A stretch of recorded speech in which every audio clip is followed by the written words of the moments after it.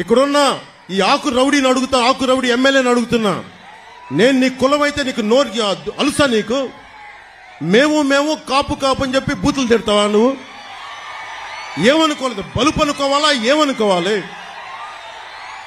వెళ్ళి నువ్వు ఊడిగం చేసుకో, అక్కడికి వెళ్ళి జగన్ దగ్గరికి వెళ్ళి ఊడిగం చేసుకో, కుక్క పిల్లలాగా కూర్చొని పాకు. మమ్మల్ని మాట్లాడకు, జాగ్రత్త. ఒళ్ళు దగ్గర పెట్టుకొని మాట్లాడు, ఎక్కువ మాట్లాడుకో.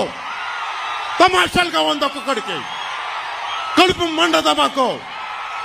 మర్యాదగా మాట్లాడతాం, మర్యాద ఇస్తాం, మర్యాద నిలబెట్టుకో.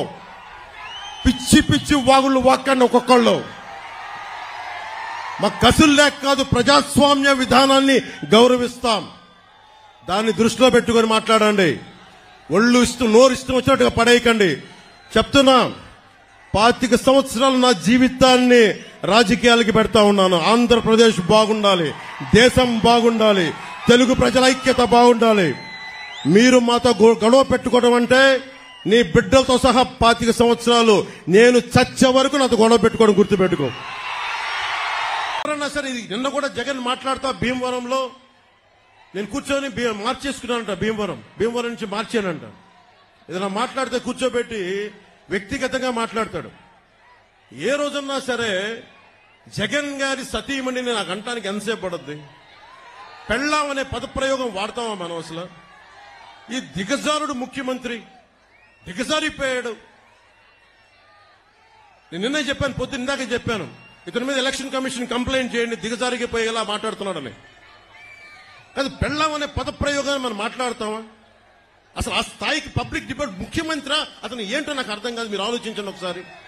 అరే, సొంత చెల్లికే గౌరవం ఇవ్వనివాడు, సొంత చెల్లి వ్యక్తిగత జీవితాన్ని రోడ్ల మీద పెట్టేవాడు. దీన్ని మీరు ఆలోచించండి ఒకసారి. సొంత చెల్లిని కూడా దారుణంగా నిందించేవాడు, గోడకేసి కొట్టేవాడు. సునీత గారు వైరాలజిస్ట్, ఆవిడని కూడా ఇబ్బంది పెట్టేసేవాడు. చంద్రబాబు గారు ముఖ్యమంత్రిగా ఉన్నప్పుడు ఏ రోజున్నా సరే ఆయన నిజంగా జగన్ లాగా ఉంటే అసలు జగన్ తిరగలిగేవాడా? రోడ్ల మీద తిరగలిగేవాడా? ఆయన నిజంగా ఎంతో చాలా వరకు ప్రజాస్వామ్యాన్ని పరిరక్షించే వ్యక్తి. నేను కూడా ఆయనతో విభేదించాను. నన్నేం ఆపలేదు ఎక్కడ, నాకేం పోలీస్ ప్రొటెక్షన్ తగ్గించలేదే, నాకెక్కడ పర్మిషన్ డినై చేయలేదే. అందుకే నాకు ఆయనంటే గౌరవం.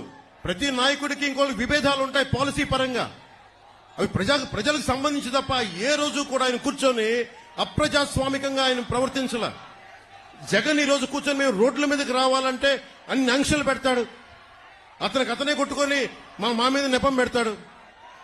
ఇంకొకసారి జగన్ ని మీరు కేవలం వచ్చే ఎన్నికలు కాదు, రాజకీయాల్లో అతని పక్కన పెట్టకపోతే ఆంధ్రప్రదేశ్ కాదు దేశానికి కూడా ఇలాంటి నాయకులు చీడ పురుగులు.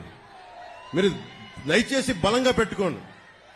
మీరు గనుక బయటికి వచ్చి బలంగా ఈ రోజున చిన్న చిన్న ఉత్సాహం కాదు, పాలపొంగులా రాకుండా నిజంగా లోతుగా అధ్యయనం చేయండి. మీ భవిష్యత్తు ఇది. నా భవిష్యత్తుకి ఇబ్బంది లేదు, చంద్రబాబు గారి భవిష్యత్తుకి ఇబ్బంది లేదు, ఆయన కుటుంబానికి ఇబ్బంది లేదు. కానీ ఇన్ని కోట్ల మంది ప్రజల భవిష్యత్తుని ఒకళ్ళు బాధ్యత తీసుకోవాలంటే చాలా కష్టమైన పని. మా సైజులు మేము తగ్గించుకున్నాం. చంద్రబాబు గారు దాదాపు ఎన్డీఏ కన్వీనర్ గా ఉండి, జాతీయ స్థాయిలో ఎన్డీఏ కన్వీనర్ గా ఉండి ప్రభుత్వాలు నడిపి కేంద్ర ప్రభుత్వానికి కీలకమైన వ్యక్తిగా ఉండి ఈ రోజున తగ్గి ఆయనకి ఎమ్మెల్యేలు కుదించుకొని తగ్గించుకొని వచ్చారు. అలాగే నాకు కూడా ఓట్ పర్సంటేజ్ పెరిగి కూడా నేను తగ్గించుకున్నాం. మనకి బలమైన బందర్ను కూడా తెలుగుదేశం పార్టీకి వదిలేసాం ఈ రోజున కొల్లు రవీంద్ర గారిని గెలిపించడానికి.